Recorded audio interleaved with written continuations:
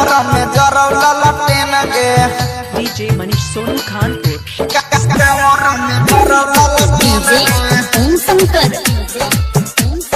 परसा हरभिंडा भोले बाबा के सब छोड़ी देना गे देना गे भोले बाबा के सब छोड़ी देना गे तोरा कामर में जरौला लटेन गे तोरा कामर में जरौला लटेन गे लटेन गे सब कंवरिया में छी छोड़ी देना गे तोरा कामर में जरौला लटेन गे तोरा कामर में जरौला लटेन गे लटेन गे presented by Tiger Music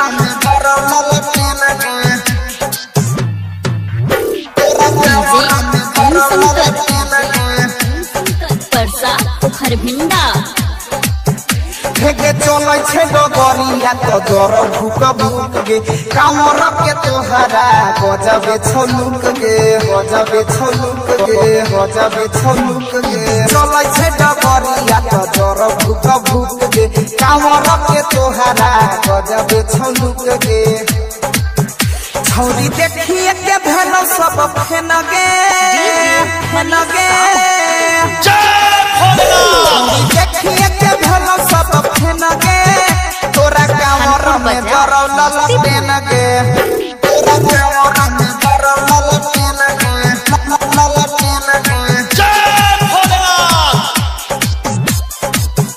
तोरा कामर में जरौला लटेन गे मिक्स बाय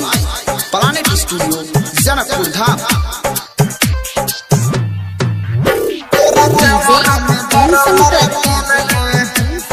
परसा हरभिंडा लेबे भोले बाबा के मनाई राइटर ललिता संगे जलावा चढ़ाई राइटर ललिता संगे जलावा चढ़ाई लगै छै कि लेबे भोले बाबा के मनाई और जुनो जुबा संगे जलावा चढ़ाई छी भाग धतुरा छोड़ी लेने गे भाग धतुरा छोड़ी लेने गे तोरा कामर में जरौला लटेन गे तोरा कामर में जरौला लटेन गे लटेन गे मोबाइल नंबर 62 035 48 456।